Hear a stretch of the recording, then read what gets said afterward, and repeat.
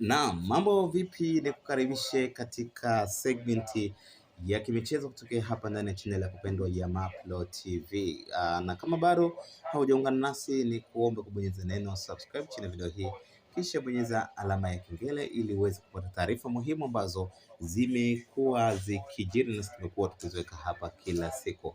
Yes, kama nilivyokueleza kwamba hii ni segmenti ya kimichezo, na kupitia meza ya michezo kutoka hapa ndani ya Mapro Updates kuna mengi ya kukujuza, na moja kati ya mambo ambayo nimetaka kukujuza ni kwamba kuna taarifa ambayo hii nafikiri itakuwa ni moja kati ya taarifa muhimu kwelikweli, hususan kwa mashabiki wa klabu ya soka ya Yanga. Na hii bwana, ni kutokana na kile ambacho kinadaiwa kwamba Young Africans inazidi kuchanja mbuga kwelikweli kimataifa.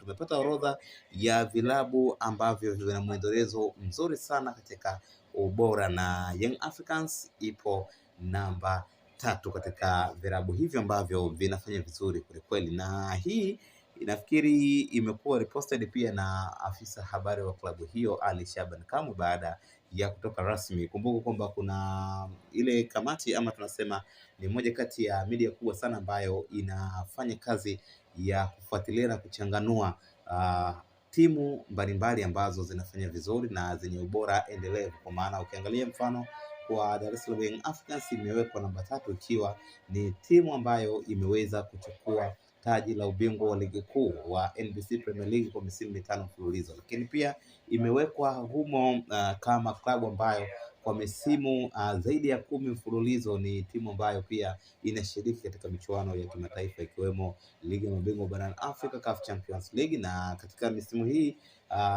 kuna msimu ambao kama Young Africans waliweza kufika hatua ya fainali, mfano katika kombe la shirikisho, lakini pia kuna msimu ambao walifika robo fainali ya klabu bingwa, lakini pia kuna msimu kadhaa ambayo wamefika hatua ya makundi. Kwa hiyo mwendelezo huu umeipa thamani Young Africans pia kuwa miongoni mwa vilabu bora vitano ambavyo vinazidi kufanya vizuri, na kwa mujibu wa taarifa hii inasema kwamba ni vilabu ambavyo vinatupiwa jicho kwelikweli, kwamba na inawezekana ikawa ni miongoni mwa vilabu ambavyo vitakuja kufanya vizuri zaidi, si tu kwa bara la Afrika bali hata katika michuano ile ya kombe la dunia la vilabu inawezekana kukawa na mwendelezo mzuri. Lakini pia sababu nyingine ambayo imeiweka Young Africans katika top 3 ya vilabu hivyo ni pamoja na kuwa na soccer school, kwa sababu wanasema moja kati ya vitu ambavyo vinaipa thamani kubwa sana kilabu ama vilabu vya mpira wa miguu ni pamoja na kuwa na soccer school. Na ukiangalia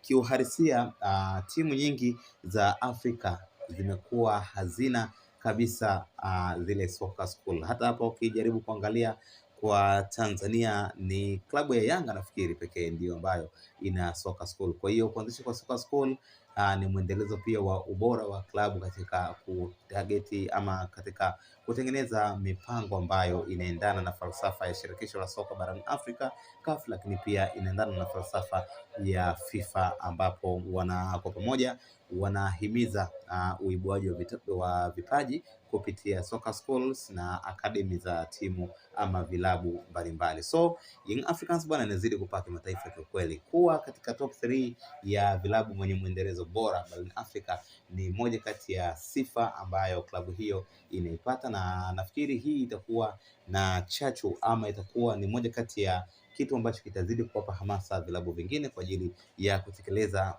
mambo makubwa kama hayo ili kufikia pale ambapo Young Africans wamefikia. Nafikiri ni hayo tu nilitaka nikujuze mwanafamilia wa Mapro Sports.